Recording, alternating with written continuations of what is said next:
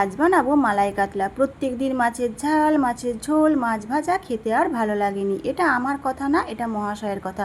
উনি দই কাতলা বানাতে বলেছিলেন, আমি বানালাম মালাই কাতলা। আসসালামু আলাইকুম এভরিওয়ান, আমি জেসমিন হেসেলে সকলকে স্বাগত। চলো তাহলে রান্নাটা শুরু করি। তার জন্য মাছটা ম্যারিনেট করতে হবে। এখানে দিয়ে দিলাম পরিমাণ মতো নুন আর হোয়াইট ভিনিগার 1 টেবিল চামচ, 1 টেবিল চামচ সাদা তেল। খুব ভালোভাবে মিশিয়ে নিয়ে 15 মিনিট রেস্টে রাখতে হবে। তোমরা আমার প্রত্যেকটা পোস্টে এত সুন্দর সুন্দর কমেন্ট করো, তার জন্য আমার তরফ থেকে অনেক অনেক ভালোবাসা।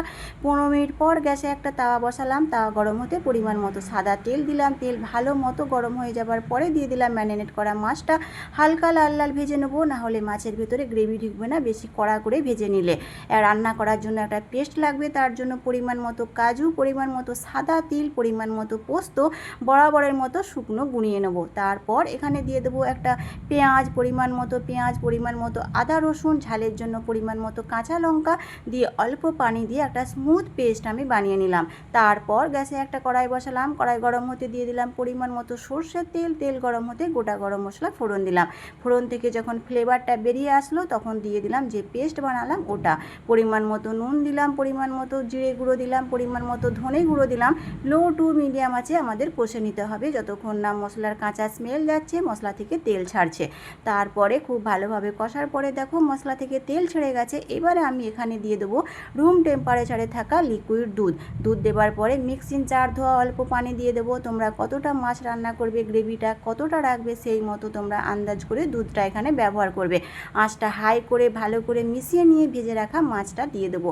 মাছটা দেওয়ার পর হালকা হাতে নেড়ে নিয়ে আঁচটা লো টু মিডিয়াম করে দিয়ে ঢাকা দিয়ে রান্না হতে দেবো 5 মিনিটের জন্য। তারপর একটা বাটিতে এখানে নিয়ে নিলাম ফ্রেশ ক্রিমের সঙ্গে দিয়ে দিলাম টক দই। দুটো উপকরণ খুব ভালোভাবে মিশিয়ে নিলাম। 5 মিনিট পর ঢাকা খুলে আঁচটা লো করে দিয়ে ফ্রেশ ক্রিম আর টক দইটা দিয়ে দিলাম। দিয়ে খুব ভালোভাবে হালকা হাতে নেড়ে নিলাম। তোমরা ফ্রেশ ক্রিমের পরিবর্তে এখানে দুধের সরও দিতে পারো। রান্নাটা শেষ করে দিলাম গ্রেট করা খোয়া ক্ষীর দিয়ে, আর দিয়ে দিলাম এখানে লাল কাঁচা লঙ্কা। তারপরে খুব ভালোভাবে ফুটিয়ে নিলে আমাদের মালাই কাতলা একদম রেডি। ফুটে গেলেই বন্ধ করে দেবো। যেহেতু আমি ক্যামেরায় দেখাবো, আমি একটু ডেকোরেশন করে দিলাম। এখানে দিয়ে দিলাম ভাজা পেঁয়াজ আর কিশমিশ। রান্নাটা কিন্তু দারুণ হয়েছিল, একবার বানাতে পারো। এটা আমার কথা না, এটা মহাশয় বলছে।